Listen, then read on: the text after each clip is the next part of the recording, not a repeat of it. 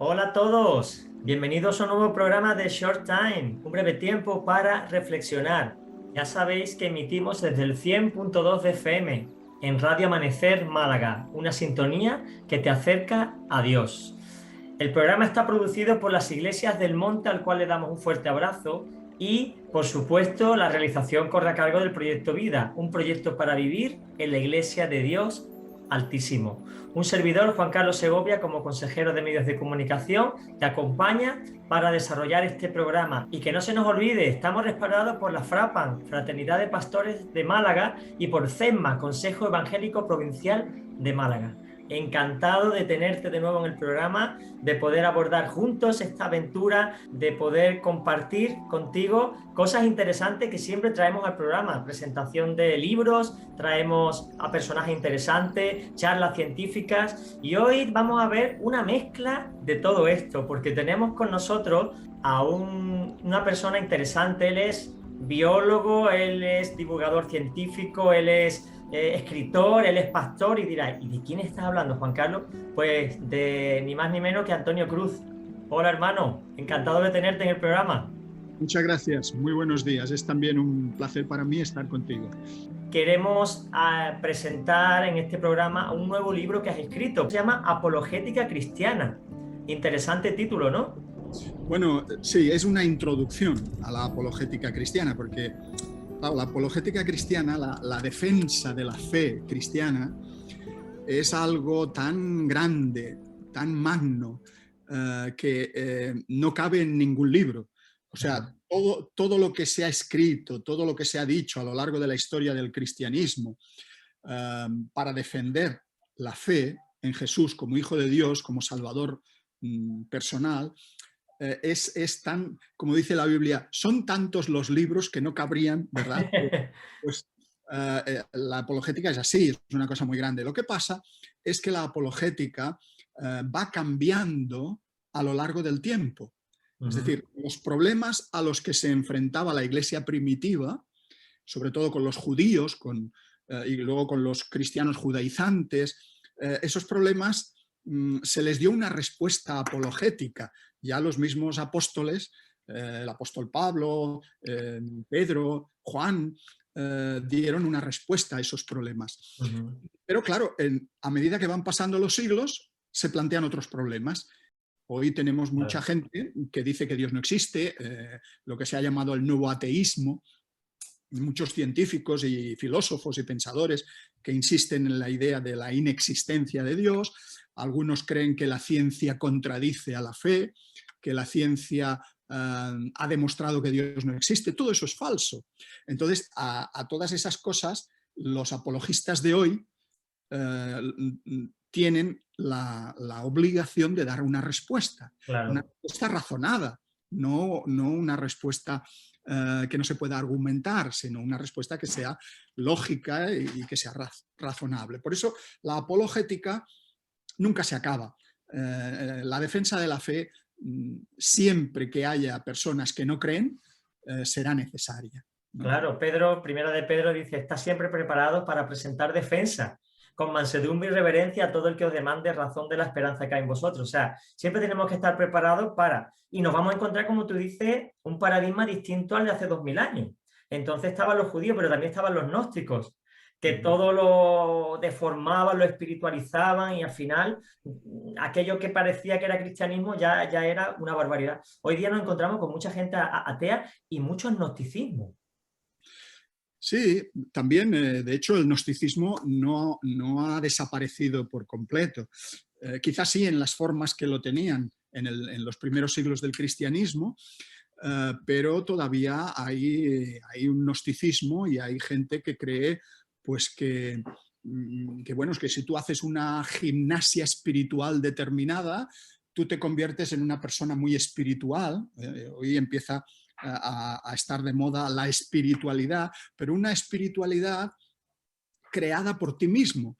Es decir, si tú te esfuerzas, si tú haces la obra de pensar de una manera determinada, si haces unas ciertas cosas, pues te conviertes en una persona más espiritual. Y claro, eso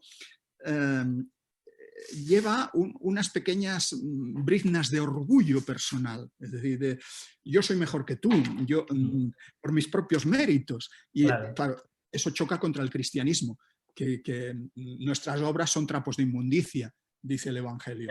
Entonces, ese es el problema que tuvo Pablo en la iglesia cristiana primitiva. Los gnósticos decían ser muy espirituales porque el argumento era que el espíritu es lo bueno y la carne es mala. Claro, si la carne, todo lo material, todo lo que está hecho de átomos es malo, pues tú podías hacer con tu cuerpo lo que quisieras. El hombre podía tener relaciones sexuales con cualquier mujer aparte de la suya. ¿Y estaba justificado? Y eso estaba justificado porque el cuerpo se iba a pudrir, se iba a romper, quedaba en la tumba, pero el espíritu salía, el alma, y el alma, pues si tú estabas a bien con Dios, era igual lo que tú hicieses con tu cuerpo. Claro, eso creaba unos problemas en la iglesia que el apóstol Pablo tiene que atajarlo y tiene que hablar claramente contra los gnósticos de aquella época, ¿no? Y les tiene que decir, no hagáis caso de esos falsos maestros que vienen a vosotros, que se creen muy espirituales, pero en el fondo están viviendo una vida licenciosa, una vida de pecado, una vida que destruye la congregación, que no unifica, ¿no?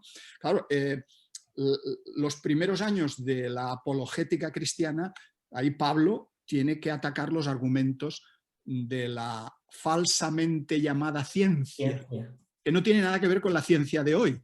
O sea, el concepto que hoy tenemos de ciencia no tiene nada que ver con lo que se está refiriendo el apóstol Pablo. El apóstol Pablo se está refiriendo al gnosticismo de aquella época, porque la palabra que se usa es conocimiento. La gnosis es conocimiento. Entonces es la ciencia del conocimiento, la ciencia de esa espiritualidad creada entre la materia y el espíritu, como antitéticos, contrarios.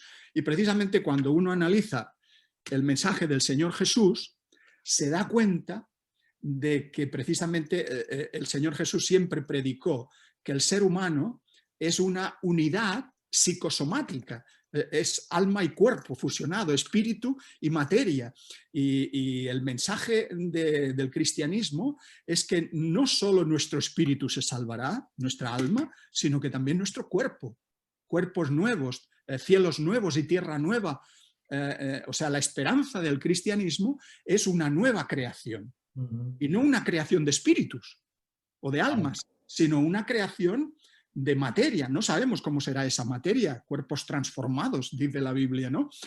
Pero está claro que el cristianismo aboga por esa unión de cuerpo y alma que es inseparable y que no se puede decir que el cuerpo sea malo y el alma sea buena. Se es malo o se es bueno en conjunto, porque somos una unidad, ¿no? Claro. También hablas en tu libro algo muy interesante. La verdad es que tengo aquí el bosquejo de los puntos y estábamos haciendo una selección de preguntas y la verdad es que te las preguntaría todas porque estamos en un tema tan interesante. Por ejemplo, habla sobre los argumentos sobre la existencia de Dios, que a la verdad es muy necesario tener estos recursos a la hora de defender tu fe, porque hay muchos que dicen, bueno, he tenido una experiencia personal, pero a partir de ahí no saben más qué decir. Sin embargo, sí que hay evidencias palpables de la existencia de Dios y que podemos de alguna manera mostrar, ¿no, Antonio? Sí. Lo que pasa es que para el que no quiere creer, nosotros no vamos a ser capaces nunca de demostrarle la existencia de Dios a la persona escéptica que no quiere creer. Ahora, lo que sí se puede hacer, y de hecho se ha hecho a lo largo de la historia, es opinar desde la lógica. Es decir, vamos a ver todas las posibilidades que tenemos acerca de si Dios existe o si Dios no existe. ¿Qué evidencias tenemos en el mundo que nos pueden conducir a la idea de la existencia de Dios? Pues entonces se han hecho los diferentes argumentos. Uno de esos argumentos, por ejemplo, es lo que se llama el argumento cosmológico. Es decir, si existe el mundo, lógicamente el universo, todo lo que hoy estudian los cosmólogos, la cosmología, todo eso tiene que tener una causa. ¿Cuál fue esta causa? O sea, ¿de dónde surgió todo? ¿De dónde salieron los planetas, las estrellas y planetas como la Tierra, con seres vivos, con seres inteligentes como el ser humano? Bueno, pues el argumento cosmológico empieza así. Todo tiene una causa. El universo debe tener una causa.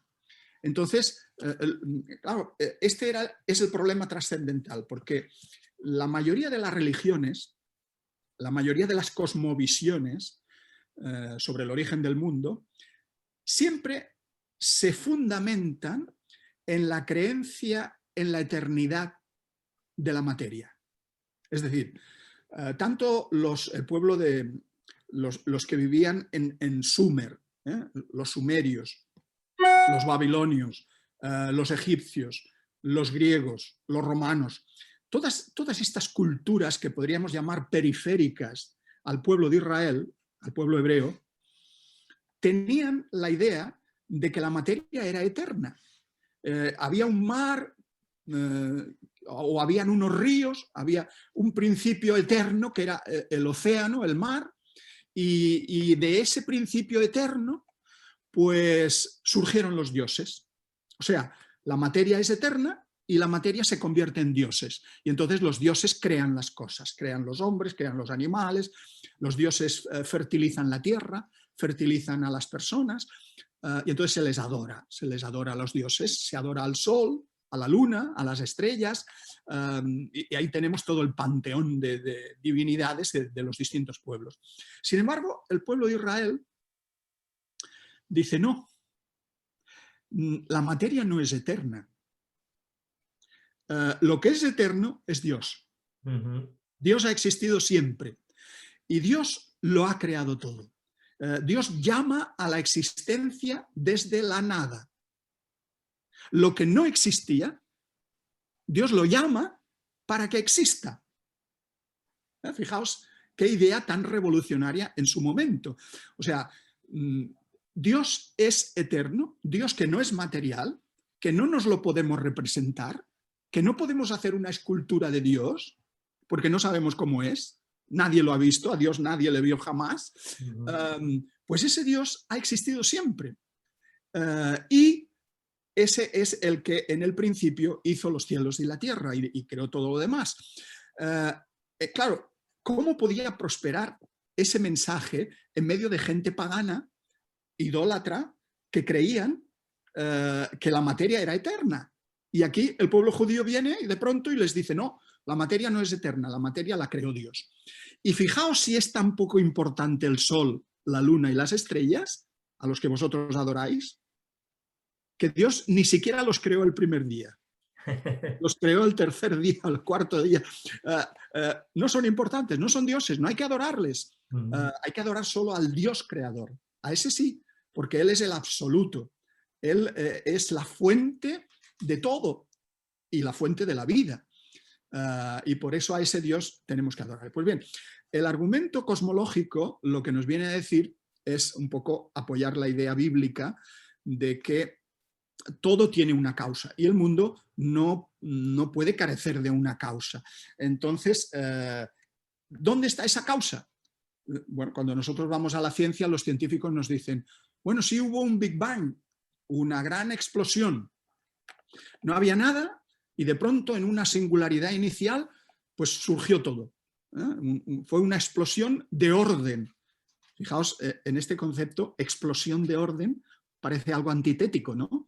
Porque nosotros una explosión de un cohete, de un petardo, es que revienta el petardo y es un caos. La explosión es caótica, ¿verdad? En cambio, la teoría del Big Bang lo que dice es la primera explosión no fue caótica, fue una explosión de orden. Controlada, ¿no? Controlada, hasta en los mínimos detalles. Es decir, el ajuste fino del universo, el ajuste fino de las leyes del cosmos, es algo tan increíble que ocurriera por casualidad, como creen algunos, que sobrepasa la razón humana. Es decir, estaban las constantes del universo, las leyes del universo están precisamente diseñadas para que la cosa fuera como ha sido, para que en la Tierra hubiese vida y hubiese vida inteligente, ¿no? De manera que el argumento cosmológico lo que nos dice es eso. Los cielos cuentan la gloria de Dios. Ese es el argumento cosmológico. Es decir, el universo, si existe, requiere una causa, y esa causa probablemente es Dios. Es Dios. Porque esa causa debe ser a su vez incausada. Es decir, a Dios nadie lo ha podido crear.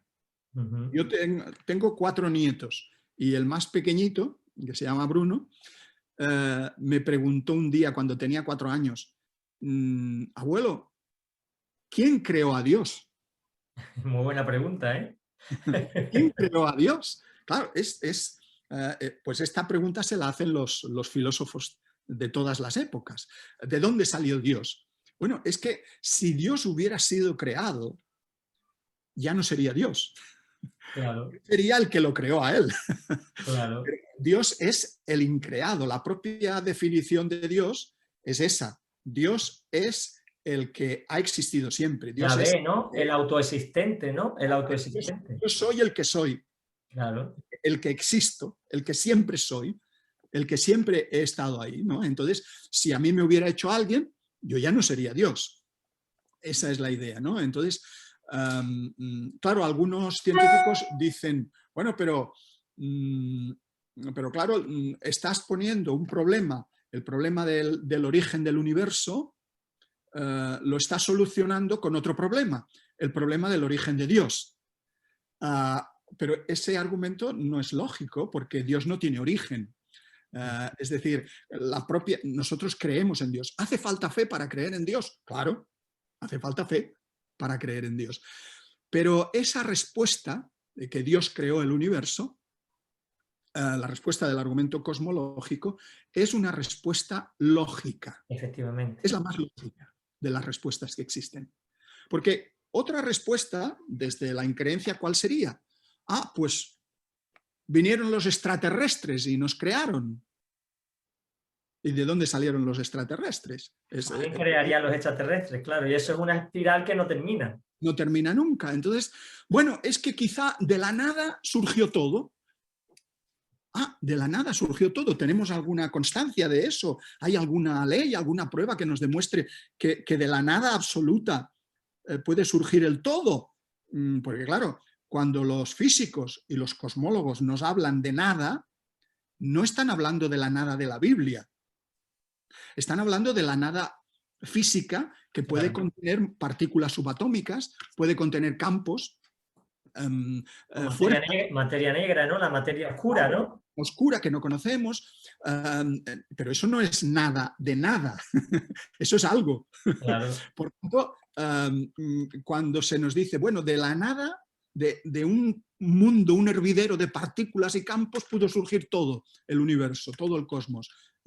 Eso no es tampoco una explicación, porque esa nada llena de partículas, ¿de dónde surgió? ¿Verdad? Claro.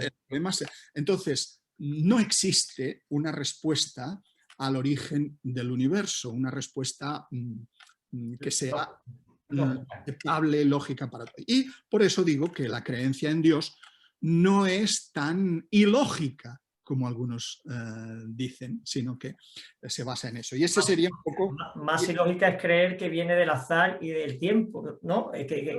A nada surge el todo y por casualidad. Eso no tiene sentido. Es un gran acto de fe.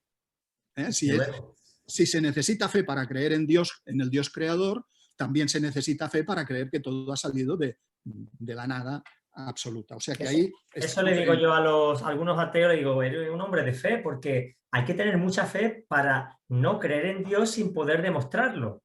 Claro. Eso se llama superstición, porque yo creo en Dios porque tengo una experiencia personal con Él, pero tú no crees en Dios sin ninguna evidencia, con lo cual al final eres un supersticioso. Claro, claro. Otro argumento, aparte del argumento cosmológico, es el argumento del diseño. El diseño que observamos en todo el universo, desde los supercúmulos de galaxias hasta los diferentes tipos de galaxias en espiral que existen, el movimiento que hay en la galaxia, la posición que tenemos nosotros, el sistema solar, la posición que tiene en la galaxia Vía Láctea, porque donde nosotros estamos es la zona en la que es posible la vida. Si estuviéramos en otra región de la galaxia no podríamos vivir, sería imposible. Entonces estamos en un lugar adecuado y, desde luego, dentro del sistema solar, la Tierra es el único planeta que sepamos hasta ahora que tiene las condiciones adecuadas para la vida. Y si entramos en la Tierra, vemos cómo es la vida, la diversidad de la vida en la biosfera, ¿no? Y luego ya la vida inteligente, la conciencia humana y todo lo que hace el ser humano. Pues bien, en todo eso vemos diseño, vemos que no se ha podido producir por casualidad, como dicen muchos. Hoy impera en muchos ambientes universitarios la idea de que todo se ha hecho por evolución. Los cristianos dicen, bueno, pero es que Dios pudo usar la evolución para crearlo todo. Sí, es verdad. Dios pudo usar la evolución para crear. Pero la evolución no puede crear sin Dios. Es decir, Dios puede crear por medio de la evolución, porque Dios es Dios y puede usar causas segundas, pero la evolución no puede diseñar cosas inteligentes si no hay una inteligencia detrás de ella. Claro, y una información previa. Una información previa. Entonces, cuando uno, por ejemplo, analiza el ADN, ¿qué es el ADN? El ácido desoxirribonucleico que nosotros llevamos, cada persona, cada organismo vivo, cada planta, cada animal, cada bacteria, cada microbio, tiene en el núcleo de sus células, o de su única célula, tiene este ADN o el ARN, ácido ribonucleico. ¿Qué es eso? Bueno, esos son, en definitiva, son elementos químicos ordenados de una determinada manera. El ADN está formado sobre todo por carbono, hidrógeno, oxígeno, nitrógeno. Hay toda una serie de elementos y esos elementos se combinan formando lo que se llaman unas bases nitrogenadas, que es como la adenina, la citosina, la timina, la guanina. Pues esas bases nitrogenadas que se combinan forman la macromolécula, la gran molécula que es como una escalera de caracol, que es el ADN. Según se disponen esas 4 letras, A, T, C, G, adenina, timina, citosina y guanina, se puede transmitir información. Normalmente se dice que una sola molécula de ADN humano, la información que lleva escrita dentro de esa molécula es como 860 libros del tamaño de una Biblia, 860 Biblias, una biblioteca de 860 Biblias. Una sola molécula de ADN que no se ve a simple vista, es tan pequeña que cabe, bueno, es que ni con el microscopio se puede ver, ¿no? Toda esa información está ahí. Está como metida ahí. 800 Biblias, madre mía. O sea que esa información hace que una sola célula invisible, pequeñísima, que solo se ve con el microscopio óptico, una sola célula, como es un cigoto humano, al cabo de 9 meses, cuando está fecundada esa célula, se convierte en un bebé, en un ser humano. ¿Y quién ha dado a las células esas instrucciones? El ADN. Pero vamos a ver, el ADN contiene información biológica. ¿Tenemos algún ejemplo en la naturaleza que nos permita pensar que la información se genera sola? No.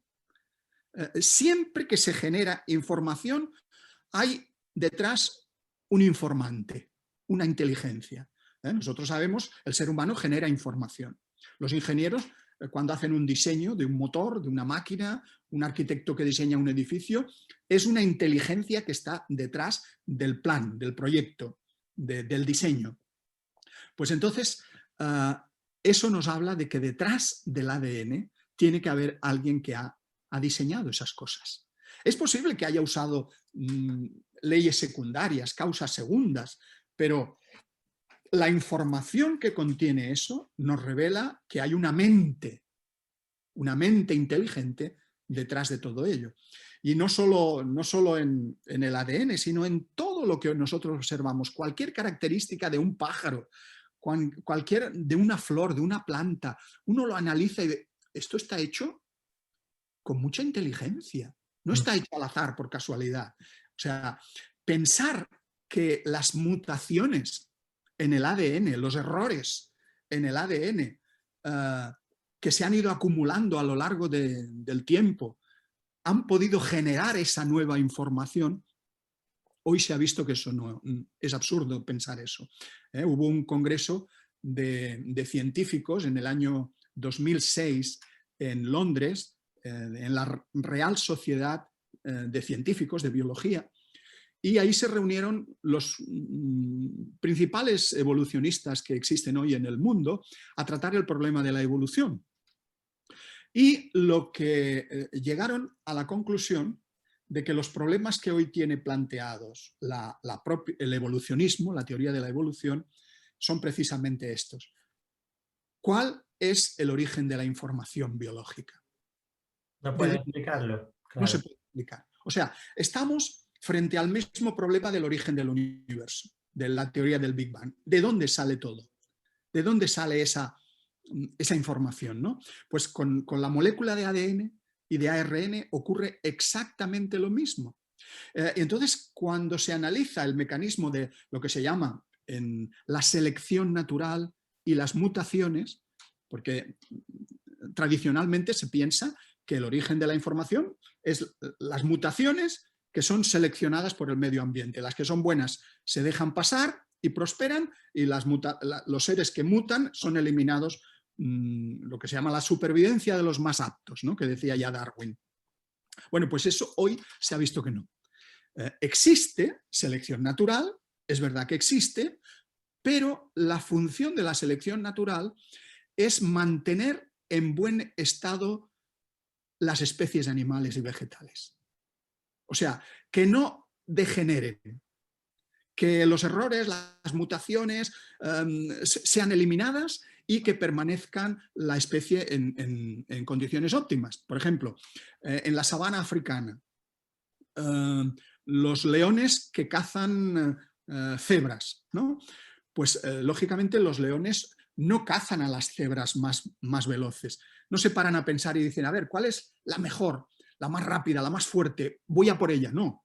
El león caza la más lenta, la más torpe, o la que ha tenido un accidente, o las crías recién nacidas. El león es la ley del mínimo esfuerzo para alimentarme, ¿no? Entonces, esa presión de selección que hace la población de leones sobre las cebras, al final, ¿en qué acaba? Pues que la población de cebras se va manteniendo su buen stock genético, porque los que más corren son los que se salvan, y los enfermos, los que tienen taras, pues esos son eliminados por los depredadores. Eso es lo que hace la selección natural, mantener en buen estado a las poblaciones animales, a las especies. Pero la selección natural no genera nada nuevo, no genera nueva información. No crea nueva información, no crea nuevas especies. Ese es el problema que se ha visto, ¿no? Entonces, bueno, hay actualmente unanimidad casi en el mundo académico, entre los evolucionistas, que dicen hay que buscar un nuevo método, porque la selección natural y las mutaciones no pueden explicar la gran diversidad que existe en este mundo. Tú hablabas antes de que el que no quiere creer, por mucho que se le muestre, no quiere. Yo he planteado estos argumentos a familia mía que no cree en Dios y dice que, bueno, la respuesta a esas cuestiones la ciencia la resolverá más adelante.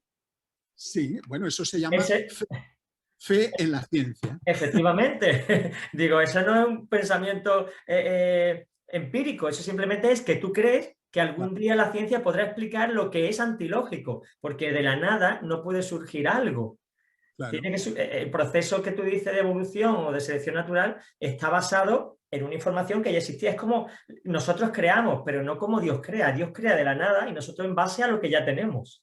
Claro. Hay una Claro. diferencia de creación. Entonces, ellos confunden las dos cosas. Generalmente, hasta hasta el Renacimiento, hasta el siglo XVII, XVI, XVII, el mundo creía en Dios. En general, sobre todo Occidente, aunque también en las otras religiones creían en dioses, siempre el ser humano ha creído en seres sobrenaturales que lo crearon todo, ¿no? Pero sobre todo el cristianismo en Europa, en Occidente, incluso los primeros científicos, todos eran cristianos. Entonces todos iban a descubrir la naturaleza, a ver cómo funcionaban las cosas, creyendo que estaban analizando la otra Biblia de Dios, o sea, la otra revelación de Dios, que es la revelación del mundo natural. Dios se revela en la Biblia, sobre todo, pero también se revela en el mundo.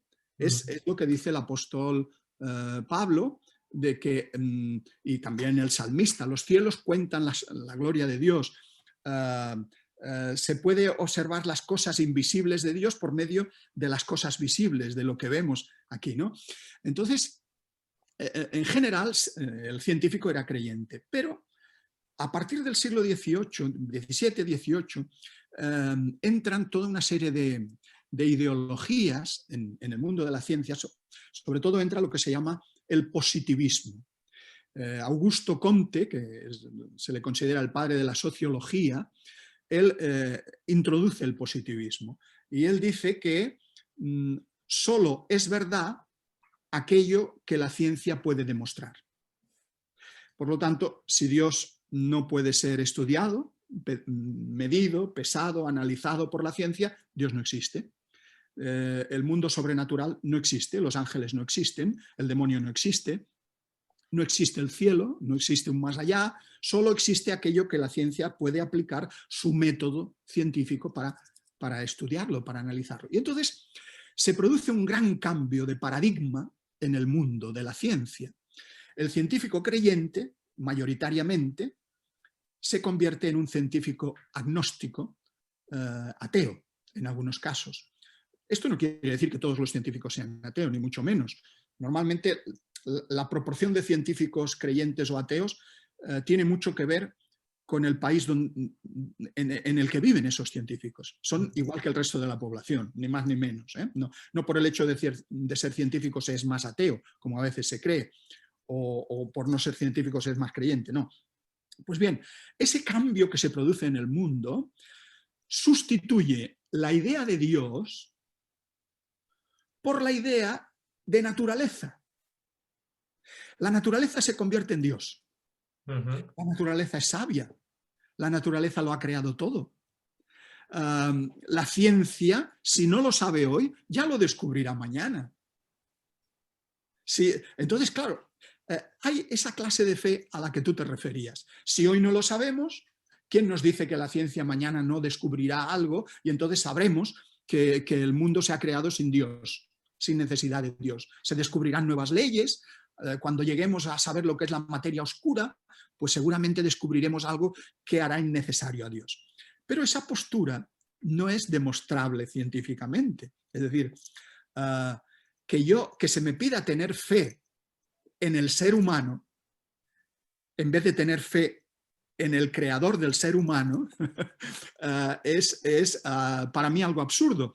Pero bueno, hay gente que cree eso. Hoy precisamente está de moda pensar, pues por ejemplo, que llegará un momento que la ciencia superará a la muerte, vencerá a la muerte y las personas ya no morirán, porque se nos irán, cuando un órgano se estropea, se nos sustituye, se nos pondrán chips y entonces nos convertiremos en cyborgs y conquistaremos planetas, exoplanetas que todavía no conocemos, porque podremos viajar a la velocidad de la luz. Seguramente se descubrirá alguna energía nueva que nos...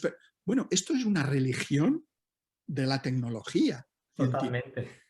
Esto es una religiosidad tecnológica, ¿verdad? En la que muchos creen, y muchos, bueno, ya hay por ahí algunos que se han implantado un chip para oír mejor o para ver, para detectar sustancias calientes, en fin, esto se puede hacer, hay conexiones con el cerebro, bueno, de la misma manera que a los ciegos se les permite ver, pues lógicamente la ciencia va a ir avanzando y va a ir solucionando muchos problemas, pero esa fe en que la ciencia va a solucionar todos los problemas del ser humano, que nos va a hacer inmortales y que ya no vamos el sentimiento religioso va a desaparecer, eso es también un acto de fe y Total. de muchas personas sin una base sólida. El que cree en la Biblia, por lo menos tiene la Biblia, tiene la revelación bíblica. Algunos dicen, bueno, pero es que la Biblia la escribieron hombres, se las inventaron, leyendas humanas.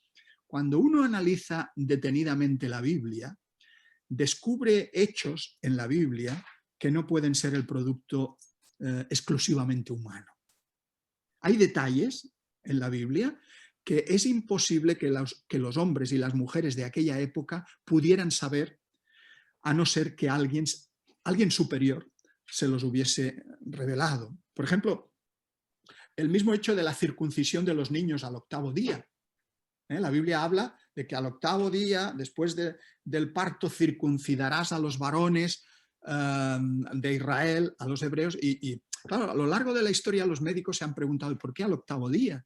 ¿Por qué no podía ser el 7º, el 5º o el 11º, ¿no? O el 12º?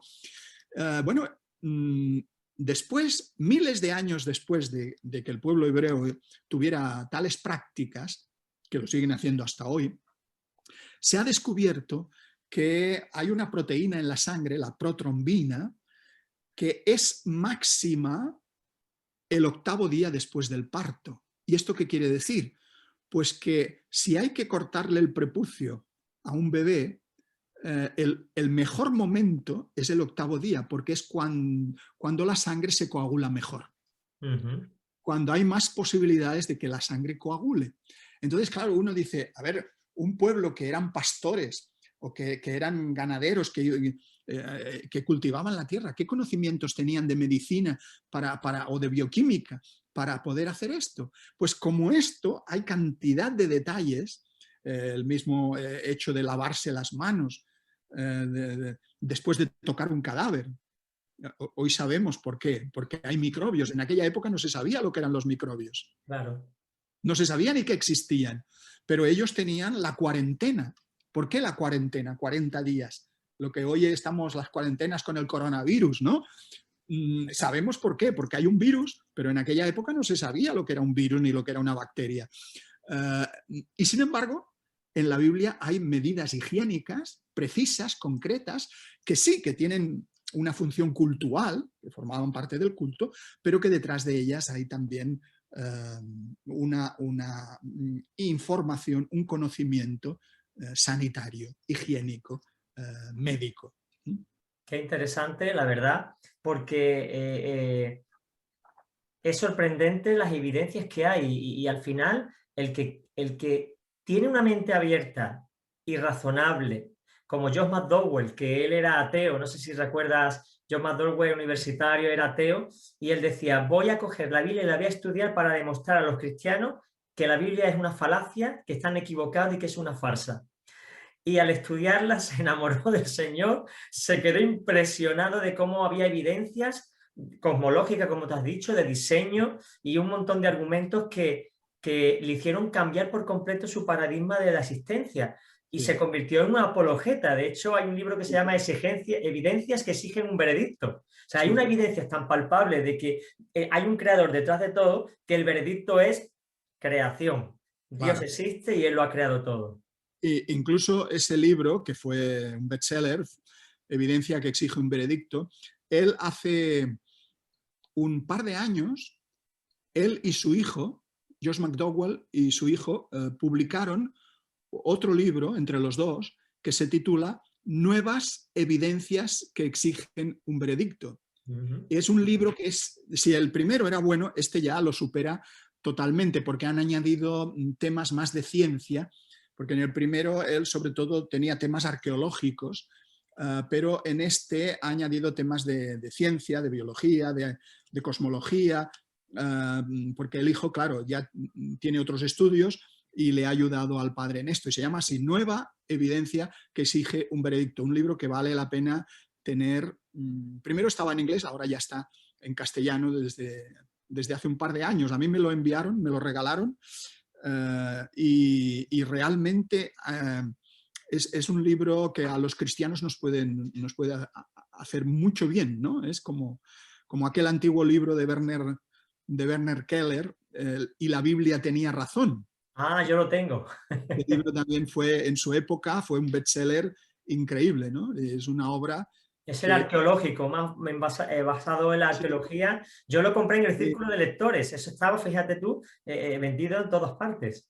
publicado por la editorial Omega.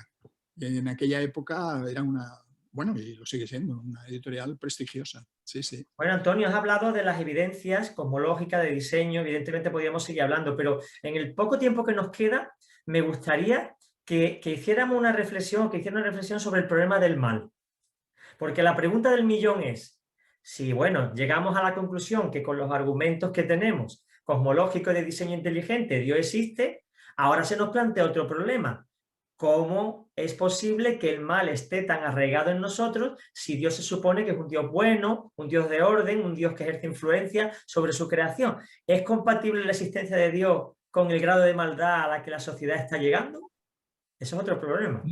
Este quizás es uno de los problemas más serios, un problema fundamental que siempre ha tenido la fe cristiana, y ha sido siempre un reto para la apologética. El problema del mal en el mundo, ¿eh? Como tú bien planteas, si Dios es un Dios bueno, si Dios ha creado por amor, si Dios lo ha hecho todo así, ¿por qué?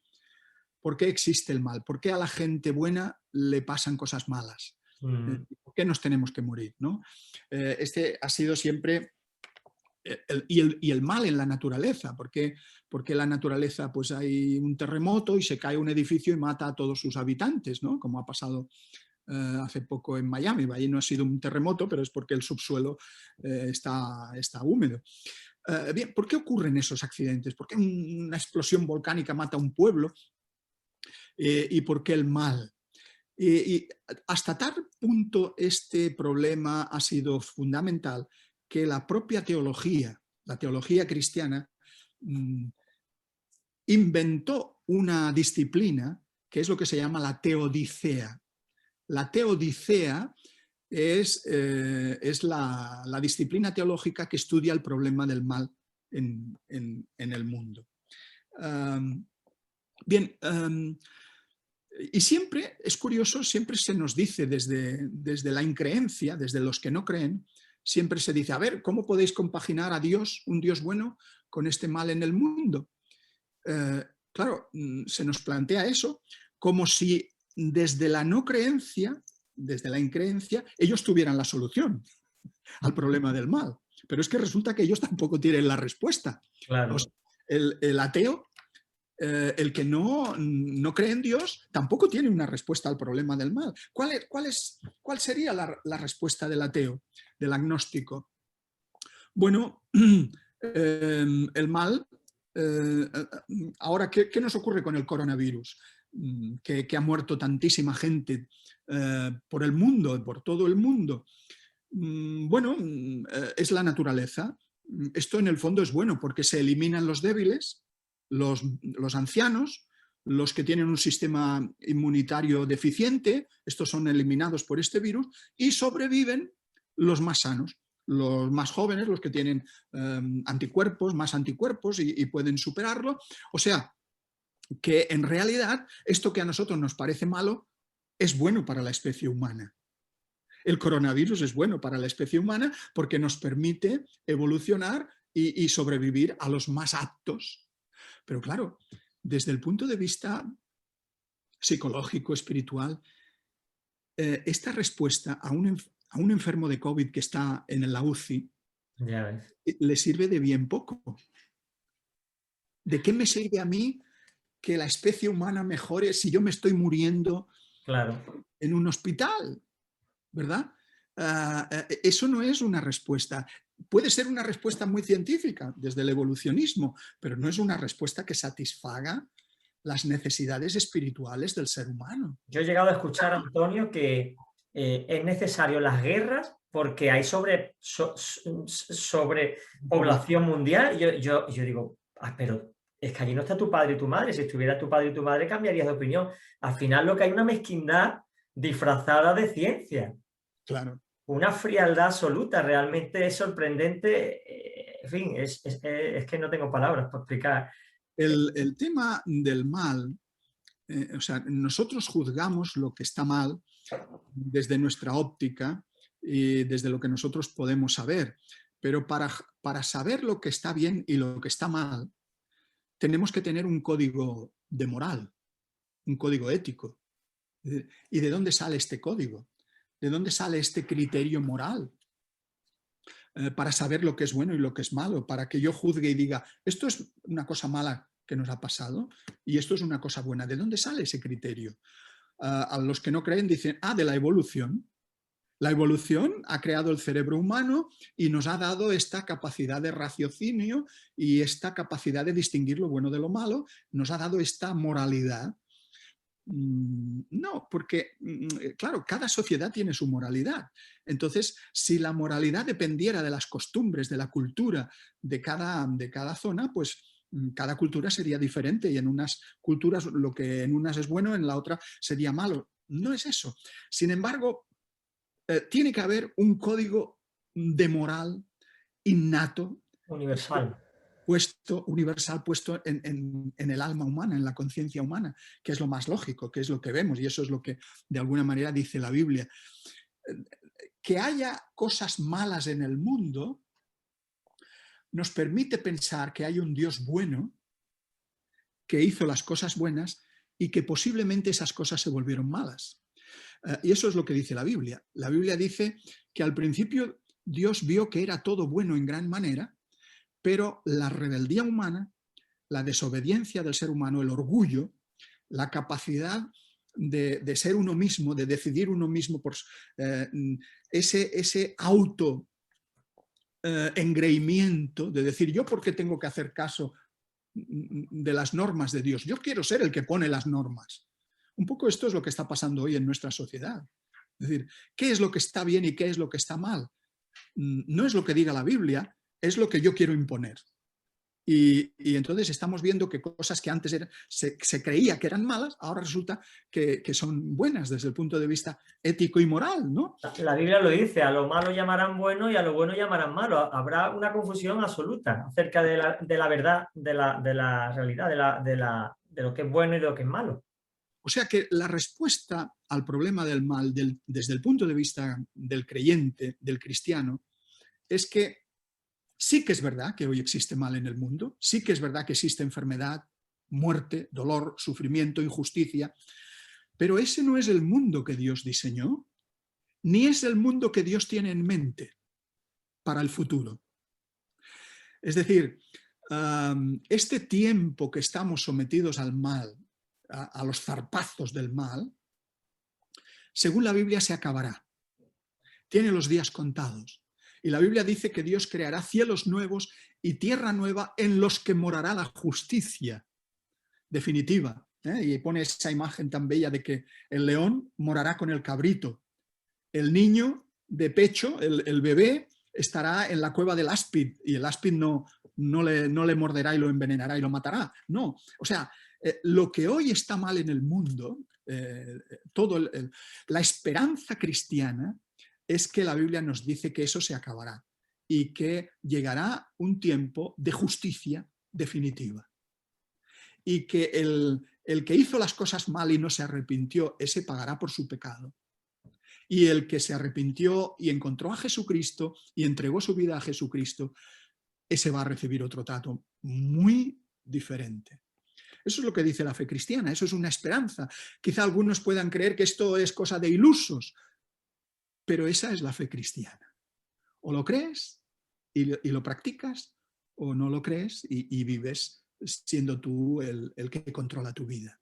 Claro, claro. Qué interesante. Bueno, estamos acabando, pero hay un montón de temas que tratas en el libro acerca de la revelación de Dios en la Biblia, acerca del concepto del milagro, ¿no? Me imagino que distintas perspectivas acerca del milagro que dice el mundo, también acerca de Resucitó Jesús, un tema clave, ¿verdad? Importantísimo para los creyentes. Todos esos temas los vas a tratar en el libro que recomendamos que compren, Apologética, Introducción, que no se me olvide, Introducción a la Apologética. ¿Se ve bien así? Perfecto, perfecto.